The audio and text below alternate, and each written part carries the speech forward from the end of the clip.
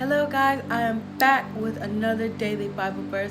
It's Janae Reese, as you all know. Today we're going to be listening to 2 Corinthians 12, verse 9, the King James Version, to break down what exactly is God breaking down in the Bible about.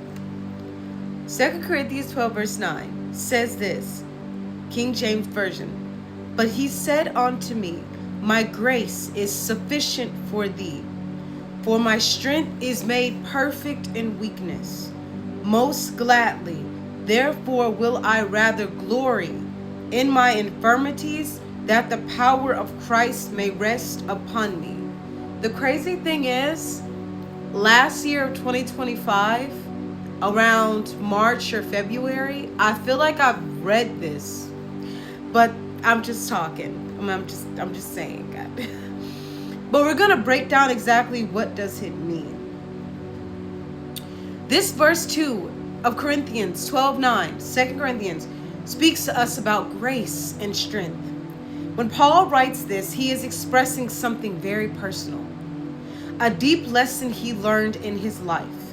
Imagine facing challenges that seem huge and insurmountable. Paul had a thorn in the flesh, which troubled him greatly. He didn't want it. He prayed over it. However, God's response to Paul's plea was profound.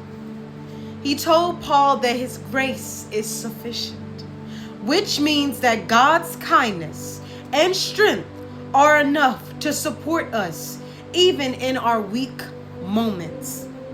Grace is a word we hear often. But what does it really mean, God's grace is his unmerited favor and love towards us. We don't earn it. It is freely given. A gift to us when God says that his strength is made perfect in weakness. He introduces a wonderful paradox. In our moments of struggles and weakened state, we have a unique opportunity to see God's power manifest in our lives. Think about it. When we feel strong and capable, we may not realize how much we depend on God. However, in our weaknesses, we are reminded of our dependence on him. That was a breakdown of what that verse meant. Now it is time that I want to have my response. I always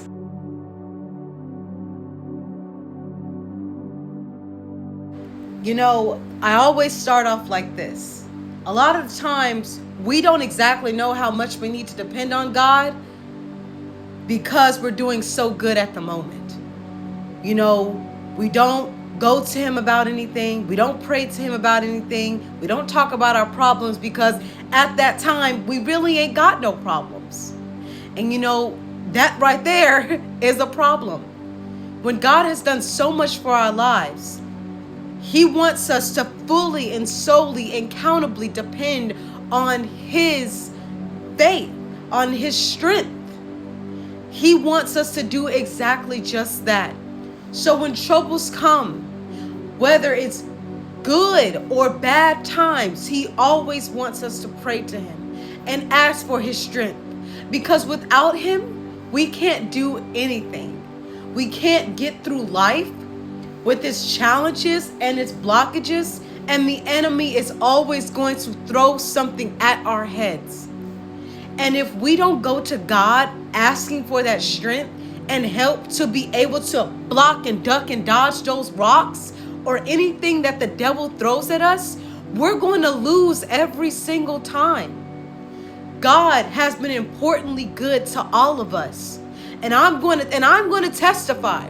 There was many times that I didn't come to him about my problems, about my issues. Instead, I used the coping mechanisms with the world instead of going to him, and it just made me feel worse afterwards.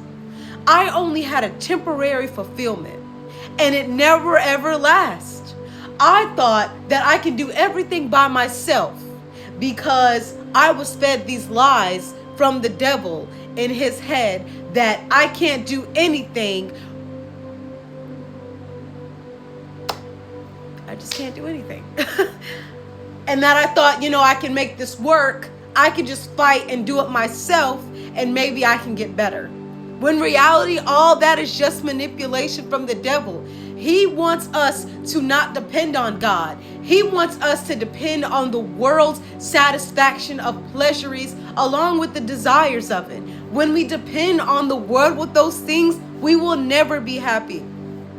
We'll never be able to face challenges. We'll never be able to face tests. We'll always fail them because without God, we have nothing. And I have dealt with that so many times in my life that I pushed God away. I didn't spend time with him. I didn't read with him. I didn't talk to him. I didn't do any of those things because I was so hurt that I didn't even want to give God a chance because I thought he was mad at me all the time. When in reality, that's another one of the devil's tricks. He wants to feed these lies of how God hates you when in reality, he don't. He cares about us and he loves us so much and he wants nothing but the best for his children. But not everyone is God's children, especially those who turn their face away from him and choose to live a life that only revolves around them and not of God. Those are the type of people that have the lake of fire waiting for them. Not that I'm pushing it or insulting or judging, but I'm saying that, God is coming back soon. And in order for us to be able to face these challenges and tests and all these blockages that's in the road, is for us to go to God. The Lord speaks in the Bible that you have not because you ask not. When you don't ask for his help, when you don't ask for these things to give you strength to go to that road, you are never going to win. You are never going to be able to succeed in your life. Your opportunities revolve around him. You waking up in the morning is him. You feeling a touch on your back when you give your life to Christ and you feel that Holy Spirit. That's